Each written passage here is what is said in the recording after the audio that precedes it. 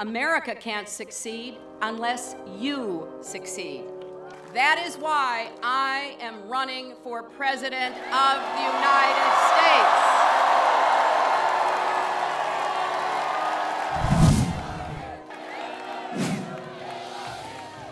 Do you think New York State should recognize gay marriage? No. No. Okay.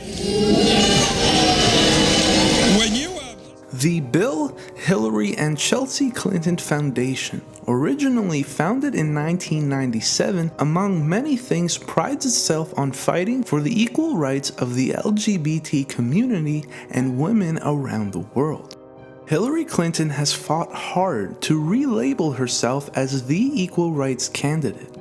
A little over a year ago in Geneva, I told the nations of the world that gay rights are human rights, and human rights are gay rights, and that the United States would be a leader in defending those rights. Now, there were some countries that did not want to hear that. Concerningly, though, whether she truly is the equal rights candidate of today may lie in her ties to foreign countries, specifically in the Middle East. Countries that notoriously have a record of horrendous human rights towards women, gays, and religious minorities, routinely committing human rights violations. Take for instance Saudi Arabia, a country that has been linked to funding terrorist organizations, has a horrendous women's rights record, and believes in punishing homosexuality by death. Despite all that, Hillary Clinton has received incredible amounts of money from numerous countries in the region, and Saudi Arabia, well, it just happens to be at the top of contributors to the Clinton Foundation. Why would a country back a charity and a presidential candidate directly at odds with their own beliefs? Further, while Clinton was serving as Secretary of State, a job that holds high power in terms of foreign affairs and matters relating to U.S. foreign policy, Clinton's charity was receiving tens of millions of dollars from numerous foreign countries. Now, there were some countries that did not want to hear that, but I believe America is at its best when we champion the freedom and dignity of every human being. Not only are the beliefs and views of human rights directly at odds with the views of the Clinton Foundation, they are directly at odds with the candidate that Hillary Clinton has portrayed herself as. Hillary refused to support gay marriage in a time that it was convenient, yet seems to now be capitalizing on gaining the LGBT vote.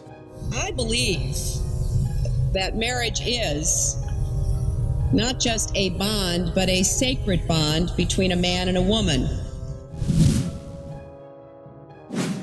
The handling of classified information. It is a basic requirement for anyone holding a position in government, yet Hillary Clinton failed to do so repeatedly as the Secretary of State.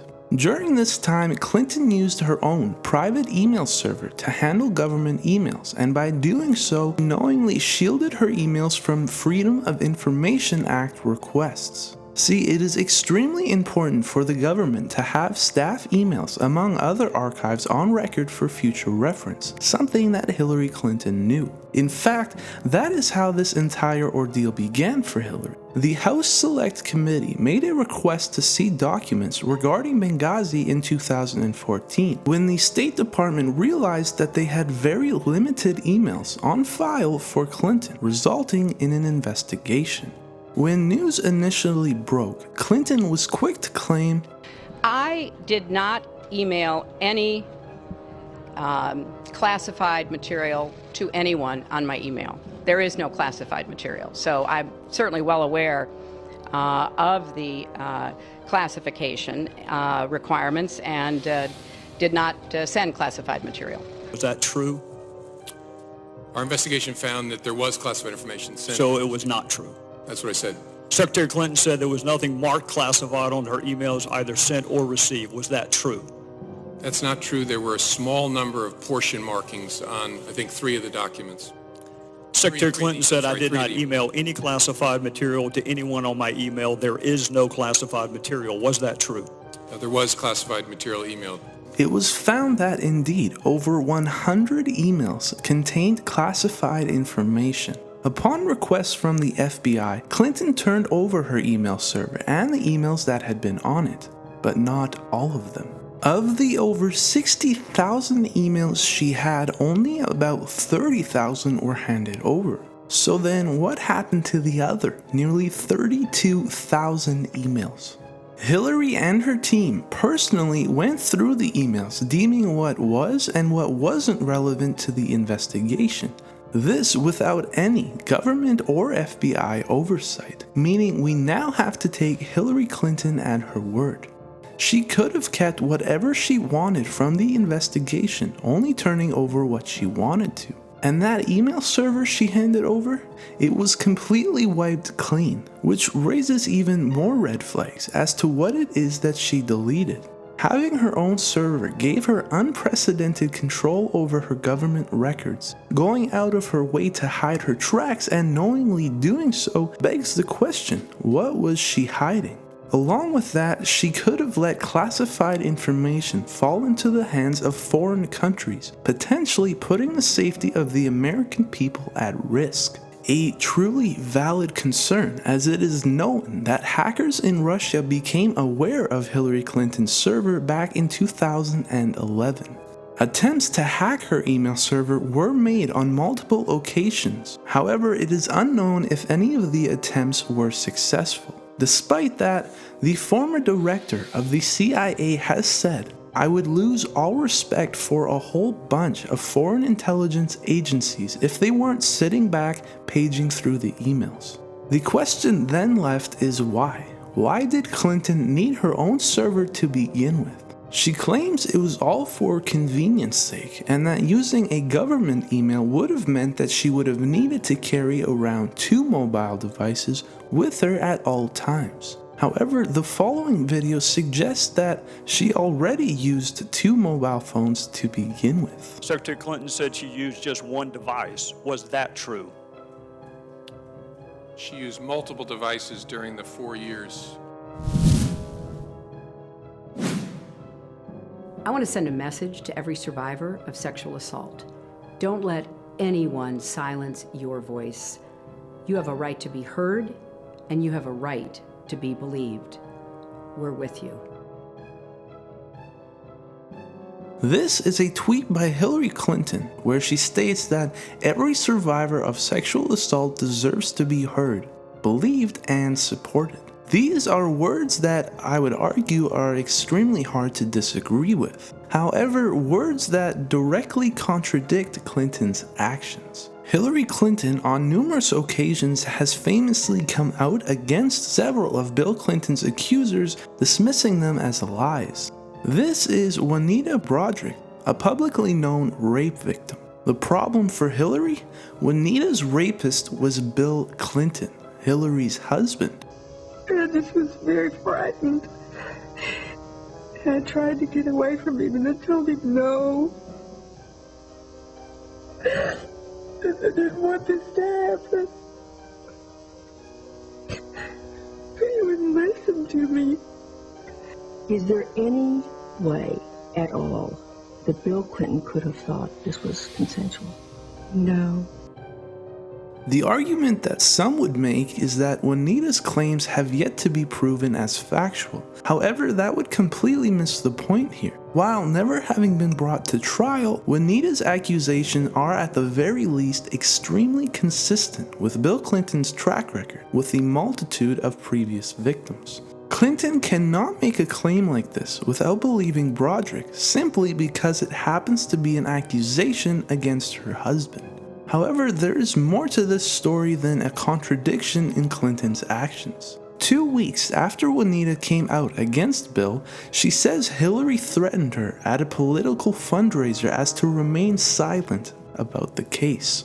Juanita was also audited by the IRS shortly after coming out against Bill, something that several women who came out against Bill Clinton also experienced. Hillary also spoke out against Bill's victims, including Broderick and numerous other women, calling them the eruption of bimbos, dismissing their accusations, and even stating that Juanita's claims were nothing more than deluded fantasies.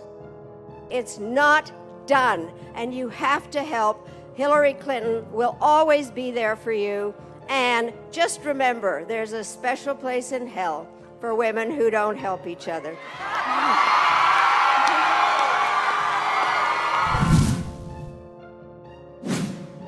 This is Billy Dale, a former White House veteran who spent nearly 32 years of his life faithfully serving 7 different presidents as the director of the Travel Office. In 1993, everything would change for Dale. The Clintons entered the White House and had a plan to bring their friends along with them. However, this would require new positions to open. See, as a new administration enters office, they are allowed to fire anyone on the presidential staff they choose. This would have included Billy Dale.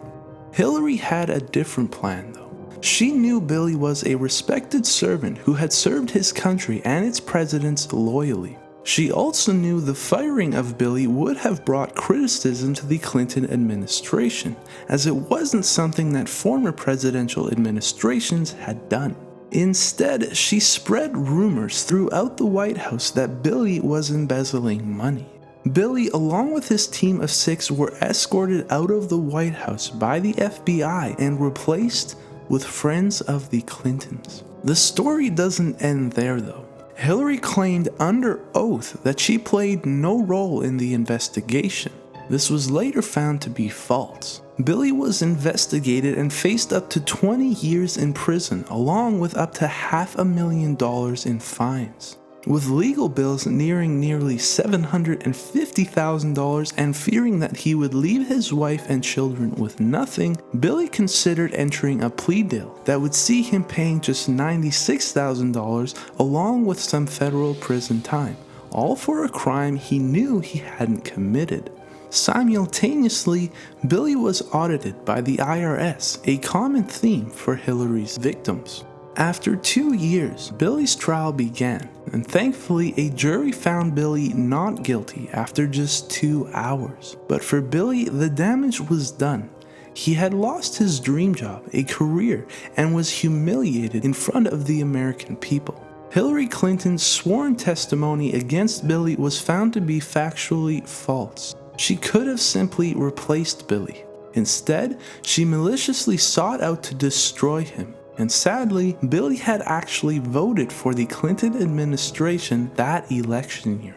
What she did to the Travel Office, I mean, in a way, that is the most illustrative scandal because it was such an Evita Peron act of maliciousness toward these ordinary people. This guy running the Travel Office all these years, I'm getting them out, getting my rich Hollywood friends in. It's not even the most illegal thing they did, but it is the most contemptible thing they did.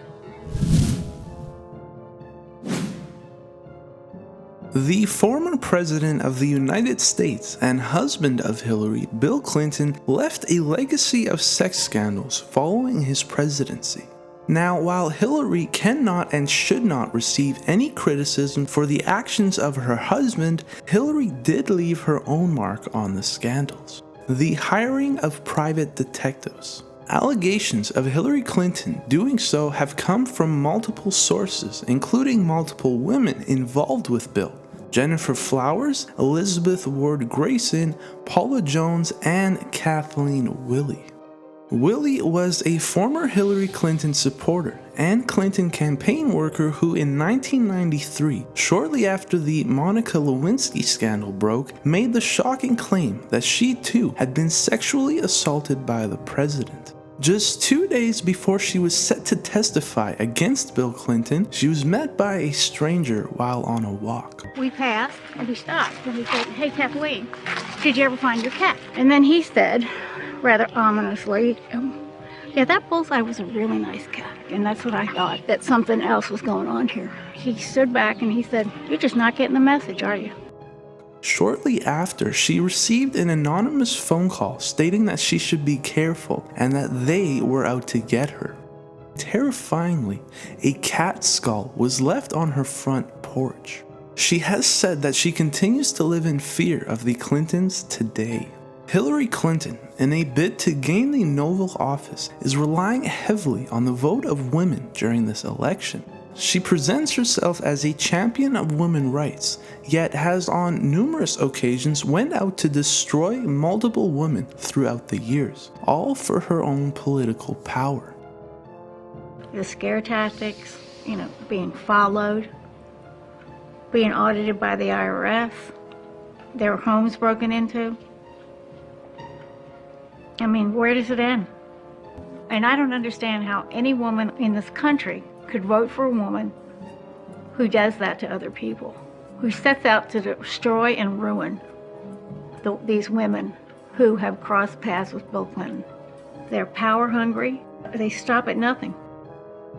The first woman president would undoubtedly be an iconic moment for the United States, but the question remains, is Hillary Clinton the right woman to do so?